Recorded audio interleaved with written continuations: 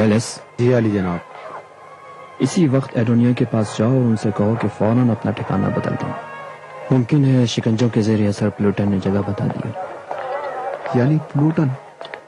علی جناب اگر اس نے بتا دیا ہوتا تو اب تک ادمیہ گرفتار ہو چکا ہوتا. ہو سکتا ہے اسے عمدن چھوڑ رکھا ہو تاکہ دوسروں کا پتہ لگا سکیں اور سارے موحدوں کو ایک ساتھ گرفتار کریں. تو کیا یہ احتیاط ضروری ہے علی جناب؟ دیکھو گیلس، اگر تم شیر کے ساتھ ایک پنجرے میں زندگی گزار رہے ہو تو جتنا عقل کہتی ہے اس سے زیادہ احتیاط ضروری ہے کہ نہیں؟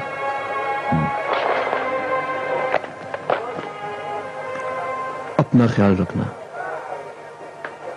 ممکن ہے دنیا پر نگرانی ہو رہی ہو.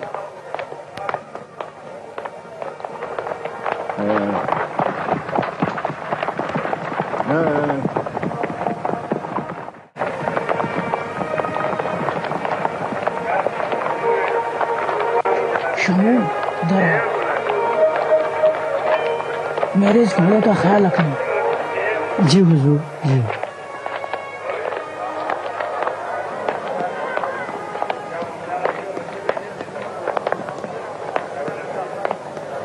مجھے یہ میتھیوس سے کام ہے، بہت ضروری ملنا ہے.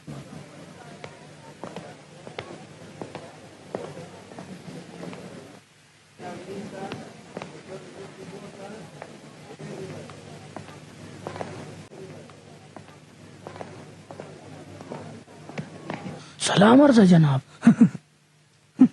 بڑے خوش نظر آ رہے ہو. میں نے اس کا پیچھا کیا. پہلے اس نے عیسائی کے جلنے کی رسم میں شرکت کی. بہت اچھا. پھر اس جوان عیسائی کے باپ کے گھر گیا. تم ذہن میں میرا دست بوس ہوں علی جناب، یقیناً علی جناب. روم، ایتھنز، انطاکیہ، کرسپ، قبرص، فلسطین، شام اور یہاں تک کہ فیلاڈلفیا میں بھی خدا پرستوں کی تعداد بڑھتی جا رہی. ان کو ہلاک کیا جاتا ہے، سزائیں دی جاتی ہیں. ہم ان کو سمندروں میں اور وحشی درندوں کے سامنے ڈالتے ہیں، لیکن پھر بھی ان کی تعداد کم نہیں ہوتی. یہاں تک کہ ان کا نفوذ اب ہمارے محلوں میں بھی ہو گیا ہے. نہیں معلوم کہ یہ دھوبی کہاں سے محلوں میں گھس بیٹھے.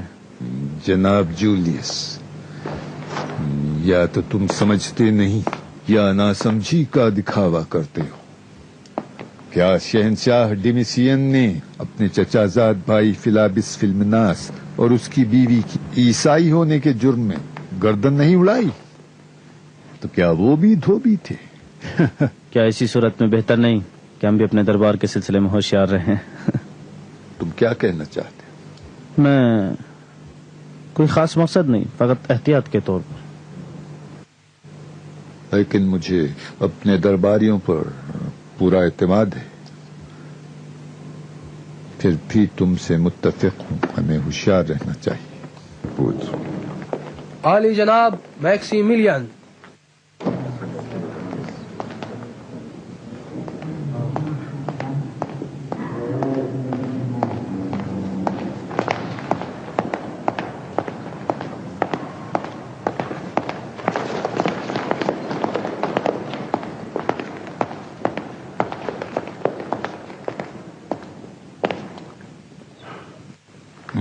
تو آخرکار ہمارے مشیر اعلیٰ تشریف لے آئے. خدمت گزاری کے لیے تیار ہوں علی جناب. درود و سلام علی جناب تقیانوس پر. تاخیر کے لیے معافی چاہتا ہوں، امید ہے مجھے معاف کر دیں گے. جناب میکسیملین، آپ اب تک کہاں تھے؟ حاکم والا سے حقیقت کو چھپانا ممکن نہیں. آج میں ایک رومی... نہیں، میں خود بتاتا ہوں. یقیناً اس مرد کے جلائے جانے کی تقریب میں شریک ہونے گئے ہوں گے.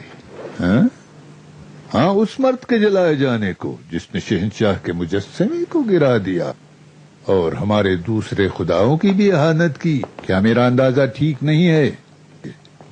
آپ کا اندازہ بالکل ٹھیک ہے. وہ منظر دیکھ کر جوش آ گیا ہوگا. بھڑکتی ہوئی آگ، آسمان سے بات کرتے ہوئے شعلے، چیخ پکار ہماری فتح کا نظارہ یقیناً قابل دید ہے۔ اس قسم کے مناظر انسان کو خوش کرتے ہیں اور دشمنوں کو دہشت زدہ۔ لیکن جناب میکسیمیلین، ایسے مناظر تو اس شہر میں ہر روز دیکھے جاتے ہیں۔ مجھے تعجب ہے کہ اس رسم کی خاطر آپ اس اہم جلسے میں شریک نہ ہو۔ علی جناب، صرف رسم کا مشاہدہ کرنے نہیں، میں ایک رومی خاندان سے ملنے بھی گیا تھا۔ تو کیا وہ بیمار تھے؟ جی نہیں، ضرورت مند تھے، انہیں دلاسا دیا اور ان کی ضرورت بھی پوری کی۔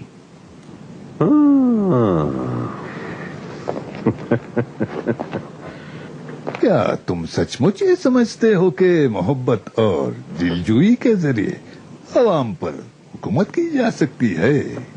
میں علی جناب دقیانوس کے مقصد کو سمجھتا ہوں، حکومت تلوار کے زور پر، لیکن میں تلوار کو کافی نہیں سمجھتا۔ جناب میکسیمیلین، یہاں ہر روز ہم نئے نئے مذہب کے ظہور دیکھتے ہیں۔ ان مذہبوں کو تلوار کے بغیر ہم کس طرح دبا سکتے ہیں؟ دنیا میں بہت سے مذاہب ظاہر ہوئے اور مختلف حکام نے ان کے ساتھ مختلف سلوک کیے۔ کبھی سیاستدان سمجھداری کے ساتھ محبت کے ذریعے اپنے مقصد میں کامیاب ہوئے تو کبھی تلوار کے ذریعے۔ میرا عقیدہ یہ ہے کہ محبت وہ کام کر سکتی ہے جو تلوار نہیں کر سکتی۔ تم غلطی پر ہو میکسیمیلین، حکومت صرف تلوار کے سہارے ممکن ہے۔ محبت کچھ نہیں کر سکتی، صرف تلوار کے زخم کی سوزش کو کم کر سکتی ہے، بس۔ علی جناب، کیا بہتر نہ ہوگا کہ کام کی باتیں کی جائیں؟ معاف کیجیے گا علی جناب، کیا میں جناب میکسیمیلین سے ایک سوال پوچھ سکتا ہوں؟ جس خاندان سے آپ ملنے گئے تھے، کیا یہ مجرم پلوٹن سے تعلق نہیں رکھتا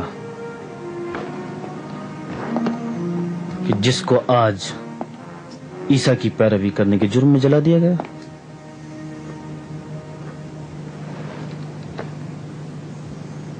ایک مجرم رومی کو سزا دینا ضروری ہے تو ایک حاجت مند رومی کی مدد بھی۔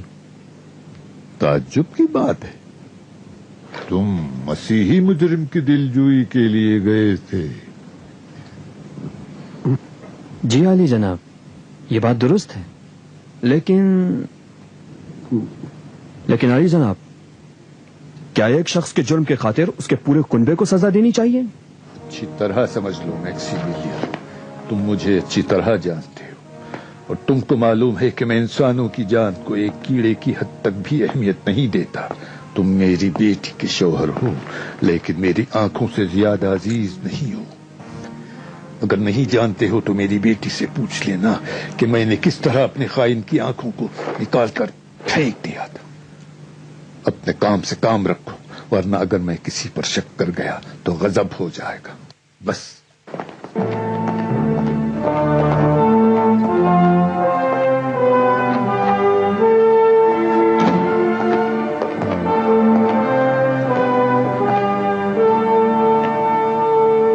اور کوئی سوال نہیں پوچھنا ہے؟ نہیں، صرف ایک مشورہ ہے۔ میں اگر آپ کی جگہ ہوتا تو بانو ہیلن کے انجام کو زیادہ سوچتا۔ عجیب بات ہے، اس کا آپ سے کیا تعلق ہے؟ آپ اپنے اس سلوک سے ان کو خطرے میں ڈالتے ہیں۔ اپنے سلوک کے بارے میں زیادہ ہوشیاری سے کام لیں۔ تم بھی اپنے منہ کو سنبھال کے رکھو، کیونکہ چھوٹا منہ بڑی بڑی باتیں کرنے لگا ہے، کہیں ٹوٹ نہ جائے۔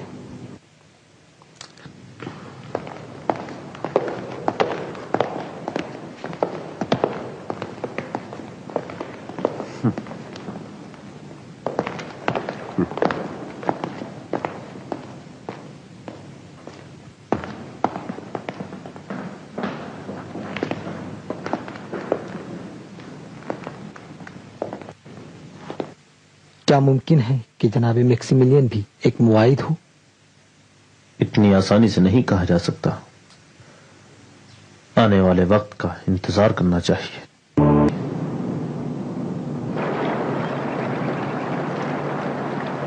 جناب میکسیمیلین. ہاں سنا آپ نے قاضی جولیس سے کہہ رہا تھا کہ ایک شخص نے ایذاؤں کے زیر اثر ادونیا کے چھپنے کی جگہ بتا دی ہے. اندیشہ تو تھا. کوئی بات نہیں, میں نے گالوس کو دنیا کے پاس بھیج دیا ہے. ابھی چلتے ہیں. جولیس کیسے سمجھ گیا کہ آپ کہاں گئے تھے؟ یقیناً کسی کو میری جاسوسی پہ لگا رکھا ہے. آپ کے خیال میں وہ کتنا جانتا ہے؟ اتنا تو خیر جانتا ہے کہ میں اور میری بیوی بت نہیں پوجتے, لیکن یہ نہیں معلوم کہ موحدوں کے ساتھ ہمارے روابط کے بارے میں بھی جانتا ہے یا نہیں. اگر آپ پہ شک کرتا ہے تو پھر ہم پہ بھی کرتا ہوگا. نہیں, ایسا نہیں ہے. اس کو جناب میکسیمیلین سے بغض ہے, نہ کہ ہم سے. افسوس کی بات ہے, اس کی نظریں بانو ہیلن پر شروع سے تھی. ہاں, یہ بات میں بھی جانتا ہوں, ہیلن بھی جانتی ہے, اور دقیانوس بھی. لیکن ہیلن اس سے کہیں بالاتر تھی کہ اس کی شادی جولیوس جیسو سے ہوتی. تو پھر آپ کو پرہیز کرنا چاہیے. وہ دقیانوس سے بہت زیادہ قریب ہے. جو بغض وہ آپ سے رکھتا ہے, اگر اس کا بس چلے تو وہ آپ کو ضرور ضرر پہنچائے گا. کوئی بات نہیں. اس کے پاس ہمارے خلاف کوئی ثبوت نہیں ہے, اور خدا نے چاہا تو آئندہ بھی کوئی ثبوت نہیں ہوگا. پتہ ہے, مجھے جناب دقیانوس سے اس سے بھی کہیں زیادہ سخت رویے کی امید تھی. وہ جب تک مجبور نہ ہو ایسا نہیں کرے گا. وہ خوب جانتا ہے کہ فیلاڈلفیا میں اس کی حکومت اسی وقت تک ہے جب تک ہمارے والدوں کی حمایت حاصل ہے, اور اسی مقصد کے لیے شہنشاہ سے ہم لوگوں کو مشیر کی حیثیت سے مانگ رکھا ہے. جناب فرماندار, اجازت دیجیے. آپ کی حکومت کی بنیادوں کو مناسب یا نامناسب فیصلہ کرنے والے مستحکم یا متزلزل بنا سکتے ہیں. میکسیمیلین آپ کا داماد ہونے کے علاوہ روم کی مجلس اعلیٰ کے نمائندے مارسیلس کا بیٹا بھی ہے. در حقیقت شہنشاہ کے قریب ترین دوستوں میں سے. اس کے بارے میں فیصلہ کرنا بہت مشکل ہے. ہاں سمجھتا ہوں, لیکن اس کی ضد کی وجہ سے ممکن ہے دوسرے بھی گستاخ ہو جائیں. اس کی جانب سے اگر خطرہ محسوس کروں تو اسے ایک لمحے کی بھی فرصت نہ دوں. فی الحال اس کی ضرورت ہے.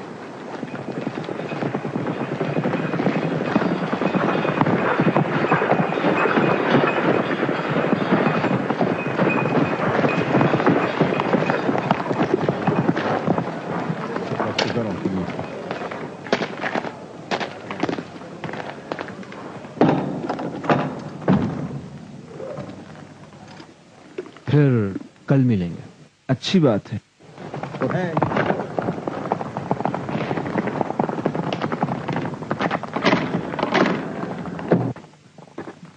مجھے کھیلنا ہے, مجھے کھیلنا ہے, مجھے بھی کھیلنا ہے.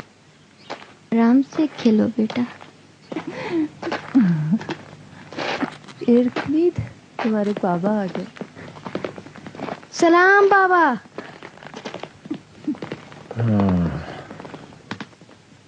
میں آج اچھا بچہ تھا بابا. ہاں جانتا ہوں میرے بیٹے, تم ہمیشہ اچھے بچے رہے ہو. آؤ ارتمید, میرے پیارے بیٹے, تم وہاں جا کر کھیلو, تم وہاں جا کر کھیلو.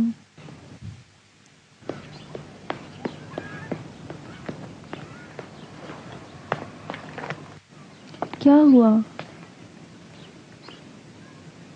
کیا کوئی حادثہ ہو گیا ہے؟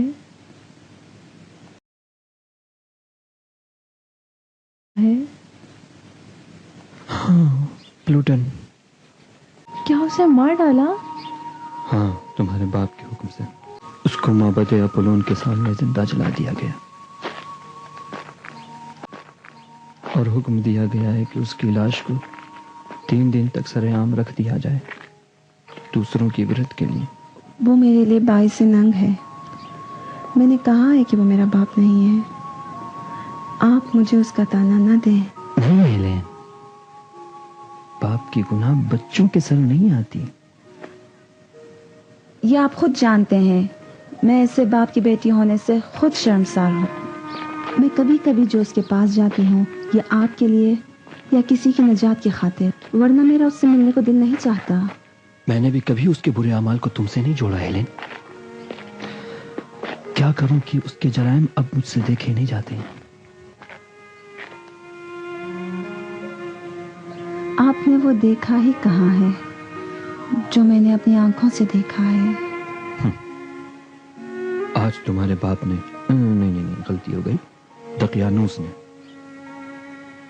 مجھے دھمکی دی ہے کہ اگر اس کی آنکھ بھی ہوں تو نکال ڈالے گا. یہ حقیقت ہے. بے شک وہ اپنی دھمکی پر عمل کرے گا.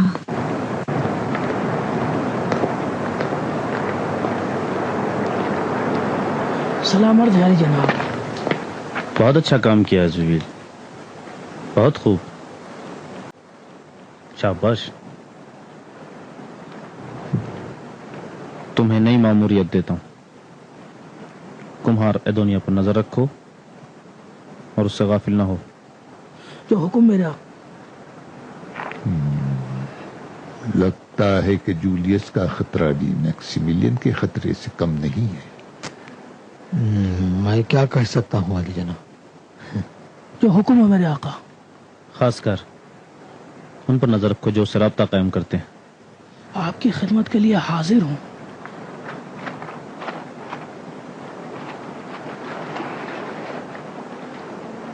یہ لو.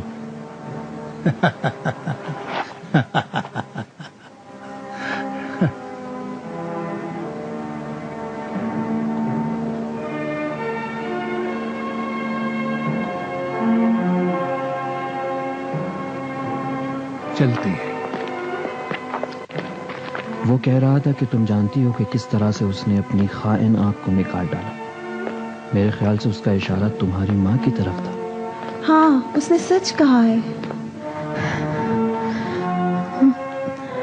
میں نے خود دیکھا ہے جو نہیں بھول سکتی.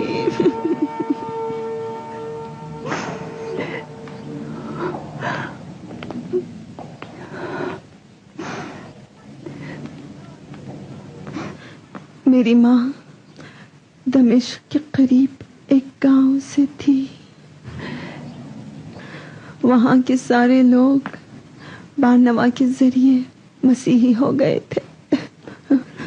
رومیوں کے حملے میں میری ماں کے سوا وہاں کے سارے لوگ مارے گئے. میری ماں نے اپنی آنکھوں سے دیکھا کہ کس طرح دقیانوس کے سپاہیوں نے ان کے گھر والوں کی گردنیں اڑا دی. حقیقت میں کیونکہ میری ماں ایک شہزادی تھی اسی لیے مرنے سے بچ گئی. پھر اس نے میری ماں کو زبردستی اپنی بیوی بنا لیا.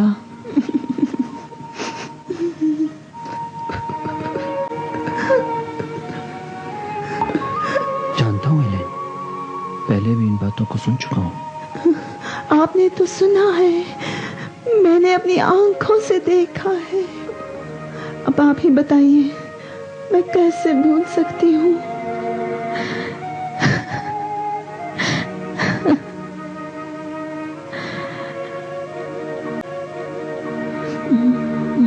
وہ میری رنج دیدہ ماں ہمیشہ اس انتظار میں رہتی تھی کہ دقیانوس اور اس کے رومی خداؤں سے بدلہ لے سکے، لیکن انہیں یہ فرصت نہیں ملی کیونکہ وہ ہمیشہ دقیانوس کی زیر نگرانی تھی.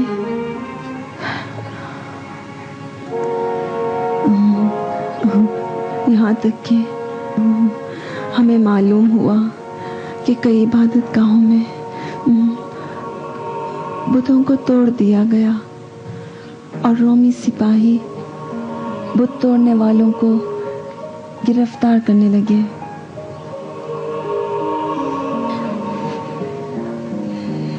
यहाँ तक कि एक दिन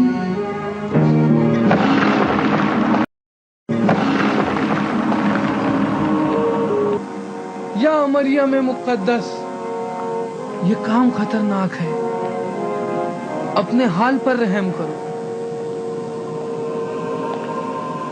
बीबी, अगर आप गिरफ्तार हो गई तो आपके टुकड़े टुकड़े कर दिए जाएंगे। खुदारा ये काम ना करो। तुम बेकार बातें मत करो, मेरी मदद करो।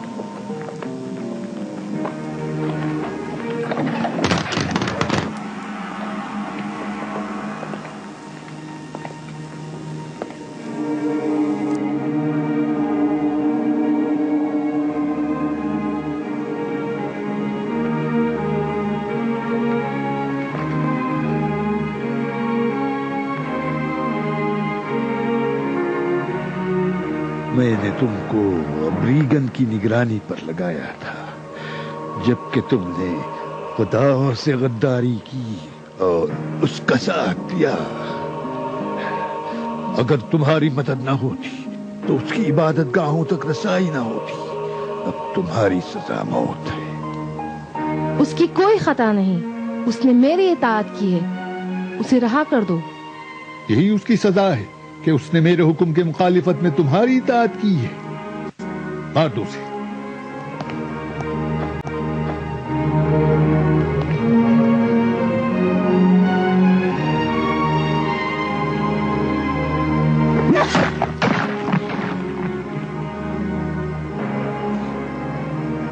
उसने अपनी गद्दारी को भुगता, अब तुम्हारी बारी है खुदाओं की आग में जलो।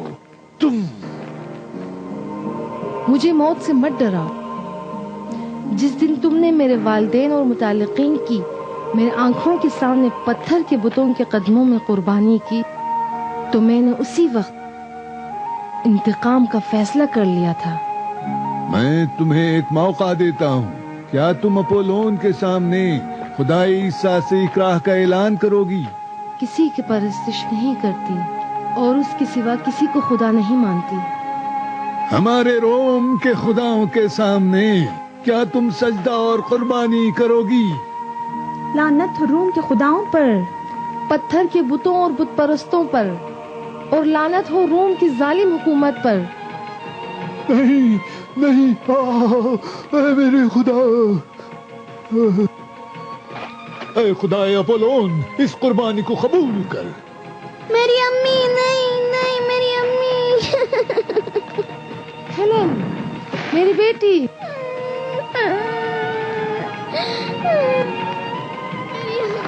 ऐ ताकतवर अपोलोन, ये है खुदाओं से गद्दारी करने की सजा। खुदाया, मेरी अम्मी, मेरी कुर्बानी कबूल कर, इस शर्मिंदा बंदे को कबूल कर। इलाही, मेरी बेटी को तेरे हवाले करती हूँ। मेरी अम्मी, तू उसकी हिफाजत फरमा। इलाही, मैंने बुतों को तेरे लिए तोड़ा है। अम्मी, तू ही मेरी मदद फरमा। मेरी माँ जलती रही और मैं कुछ न कर सकी।